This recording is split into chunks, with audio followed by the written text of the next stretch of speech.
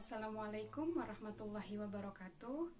Perkenalkan, nama saya Siti Nurrahmawati dari kelas manajemen 20A. Demi memenuhi tugas pengantar bisnis, saya akan menjelaskan tentang konsep dasar bisnis. Mengapa harus belajar bisnis? Yang pertama adalah untuk mengembangkan keterampilan dan memperoleh pengetahuan agar Anda bersiap-siap menghadapi karir di masa depan. Anda akan tahu bahwa bisnis itu tidak hanya berbicara tentang untung. Anda harus yakin bahwa setiap ada keuntungan, itu juga ada risiko, yang kemungkinan juga sering dilupakan oleh orang yang punya bisnis. Dan yang dipikirkan mungkin untungnya saja, tanpa memikirkan resiko ke depannya. Kemudian yang kedua, kenapa perlu belajar bisnis? Yaitu untuk membantu Anda lebih baik memahami banyak kegiatan usaha, di mana dalam prosesnya diperlukan untuk menyediakan memuaskan barang-barang dan pelayanan. Ingat ya, bahwa konsumen itu tidak hanya butuh barang, namun ada juga yang butuh jasa. Kemudian yang ketiga, yaitu untuk membantu Anda menjadi konsumen dan anggota masyarakat yang berpengetahuan luas. Karena jika kita berbicara tren ke depan bisnis, sekarang ini bisa dilakukan di rumah. Karena sekarang kondisinya sedang ada virus corona, jadi usaha atau menjadi wirausaha sekarang ini bisa dilakukan di rumah dengan memanfaatkan media sosial. Tetapi kita harus pandai-pandai juga memperhitungkan resiko akan bisnisnya ke depannya. Nah, itulah mengapa perlu adanya pengetahuan tentang bisnis. Apa itu bisnis? Bisnis adalah suatu organisasi yang menghasilkan produk atau jasa untuk menghasilkan profit atau laba atau keuntungan. Berbicara tentang pengertian bisnis, ini banyak versinya teman-teman. Ada menurut pendapat Madura 2001, bisnis adalah suatu badan hukum yang menghasilkan barang atau jasa yang diperlukan pelanggan. Jelas bahwa bisnis itu bisa menghasilkan barang ataupun jasa, atau mungkin bisa dua-duanya. Tentunya yang diperlukan oleh konsumen atau pelanggan. Kemudian, terjemah bisnis dari Bond dan Crutch 2001. Bisnis adalah semua aktivitas yang bertujuan mencapai laba dan perusahaan yang menghasilkan barang serta jasa yang dibutuhkan oleh sebuah sistem ekonomi. Pengertiannya pun tidak jauh berbeda dengan pendapat Madura. Intinya, bisnis itu menghasilkan barang atau jasa yang dibutuhkan oleh konsumen atau pelanggan dalam sebuah sistem ekonomi. Banyak orang mengatakan bahwa bisnis itu artinya adalah usaha ataupun perusahaan, namun dunia bisnis saat ini dengan adanya kemajuan-kemajuan dalam bidang teknologi dan informasi, ya kemajuan-kemajuan itu tentu berdampak positif, namun juga bisa berdampak negatif yang bisa mengancam bisnis itu sendiri. Poin penting dari sifat bisnis, yaitu bisnis harus bisa menyesuaikan berbagai perubahan dan kemajuan tersebut. Jadi bisnis itu harus peka tentang perubahan dan kemajuan yang terjadi di lingkungan bisnisnya.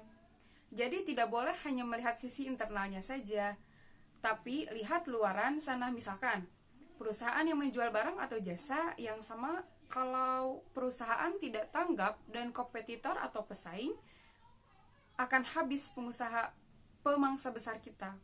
Kenapa? Karena mungkin konsumen kita lari ke perusahaan itu. Misalkan kita hanya menjual produk itu aja, sedangkan perusahaan lain telah mengembangkan inovasi produknya. Misalkan perusahaan lain telah menjual berbagai macam produk atau menjual lebih dari satu produk. Jadi, intinya adalah bisnis atau perusahaan itu perlu peka terhadap perubahan lingkungan. Karena kalau tidak peka, dia atau perusahaan itu bisa habis dan tidak bisa dikalahkan oleh kompetitornya atau pesaingnya. Kemudian, bisnis itu ada yang profit dan juga yang non-profit sesuai dengan namanya. Kalau yang non-profit berarti adalah bisnis yang tujuan utamanya itu tidak mencari keuntungan. Ya, misalkan untuk kemanusiaan, kegiatan amal, dan lain sebagainya. Sedangkan bisnis profit ialah bisnis atau usaha yang tujuan utamanya adalah menghasilkan keuntungan. Kemudian ada gambaran tentang lingkungan bisnis. Ada lapisan pertama, yaitu lingkungan internal. Kemudian ada pemilik bisnis. Nah, ini adalah pendiri atau foundernya. Kemudian ada pegawai atau karyawannya. Ini pelaksanaan kegiatan dalam menghasilkan barang atau jasa dari suatu bisnis. Kemudian ada konsumen. Ya, ini adalah pihak yang mengonsumsi produk atau jasa yang dihasilkan oleh suatu bisnis. Kemudian ada lapisan kedua, yaitu menjelaskan aktivitas bisnis. Ada manajemen. Nah, manajemen adalah kegiatan mengelola serta memanfaatkan sumber daya yang dimiliki oleh suatu bisnis atau suatu organisasi secara efektif dan efisien untuk mencapai tujuan organisasi. Ada aktivitas pemasaran. Bagaimana kita memasarkan produk atau jasa yang kita punya ke konsumen. Kemudian ada marketing pemasaran. Nah, penting sekali bagaimana kita memasarkan produk yang kita punya. Kadang bisnis itu menghasilkan barangnya bagus, tapi cara memasarkannya itu tidak tepat. Artinya, aktivitas marketingnya itu jelek. Nah, kemudian ada keuangan, yaitu bagaimana mengelola dan memanfaatkan keuangan guna kepentingan menghasilkan barang atau jasa dalam menghasilkan laba atau profit. Kemudian ada IT atau teknologi informasi. Nah, bagaimana kemajuan atau perkembangan teknologi informasi itu bisa diperhatikan oleh bisnis. Jadi, kalau misalkan bisnis tidak peka juga dengan IT, dia akan ketinggalan dengan pesaingnya. Misalkan PT Pos, dulu mungkin kirim-mengirim surat itu lewat PT Pos. Nah, sekarang apa-apa sudah menggunakan handphone.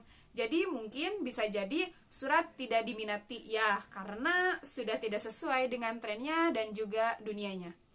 Nah, kemudian ada kekuatan hukum dan peraturan. Ini mengingatkan kepada setiap perusahaan bahwa harus tetap mengikuti hukum dan peraturan yang berlaku dalam melaksanakan kegiatan bisnisnya. Kalau misal ada aturan bayar pajak, ya bayarlah pajak, karena itu ada aturan dari pemerintah. Nah, kemudian ada tanggung jawab sosial dan etika. Artinya, sebuah bisnis itu perlu bertanggung jawab sosial untuk memperkecil dampak negatifnya terhadap masyarakat, atau dengan kata lain, tingkatkanlah dampak positif suatu perusahaan itu terhadap masyarakat sekitar. Kemudian ada kompetisi atau persaingan. Kadang ada istilah siapa yang kuat dia akan bertahan. Dalam suatu bisnis itu kalau yang tidak kuat dia akan terlempar, akan bangkrut. Kenapa? Karena kompetisi sangat penting sekali diperhatikan. Maka perusahaan tidak boleh hanya merasa wow dari segi internalnya, tapi juga dilihat pesaingnya itu sudah melakukan apa. Pesaing itu sudah melakukan apa dibandingkan kita? Sudah oke nggak sih dibandingkan kompetitor kita? Kenapa kalau misalkan kita tidak bisa bersaing dengan mereka, kita akan kalah, kita akan terlempar, kita bangkrut. Ya, makanya perlu sadar tentang yang namanya kompetisi atau persaingan. Harus peka dengan namanya persaingan. Kemudian ada faktor-faktor produksi. Yang pertama, tenaga kerja atau SDM. Sebuah bisnis pasti butuh SDM atau sumber daya manusia. Artinya, kalau kita menghasilkan barang atau jasa, maka SDM kita lah yang akan menghasilkan barang atau jasa yang kita buat. Kemudian ada modal.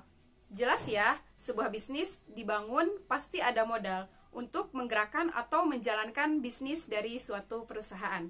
Kemudian yang ketiga, sumber daya fisik. Ini adalah segala sesuatu yang berwujud yang digunakan oleh suatu organisasi dalam melaksanakan kegiatan bisnisnya. Contohnya seperti komputer, laptop, kendaraan, dan lain sebagainya. Kemudian yang keempat, wirausahawan, yaitu orang atau individu yang bisa melihat peluang atau kesempatan dan juga punya kemampuan untuk menanggung resiko dari sebuah bisnis yang akan dijalankan. Ingat, jangan hanya pandai melihat peluang, tapi kita juga kira-kira nanti kalau saya akan menjalankan bisnis, itu resiko apa yang akan saya alami. Jangan hanya pertimbangan enaknya saja atau untungnya saja, tapi ingatlah bahwa bisnis itu juga melekat adanya resiko. Kemudian yang kelima, sumber daya informasi. Ini sangat jelas sekali bahwa informasi-informasi yang digunakan dalam kegiatan bisnis, misalkan informasi pesaing, informasi tentang bagaimana mendapatkan bahan baku, informasi peraturan-peraturan terkini terkait adanya suatu bisnis, itu informasi faktor produksi yang terakhir yang harus ada dalam suatu perusahaan. Baiklah, mungkin hanya itu yang dapat saya sampaikan. Kurang lebihnya saya mohon maaf. Terima kasih. Wassalamualaikum warahmatullahi wabarakatuh.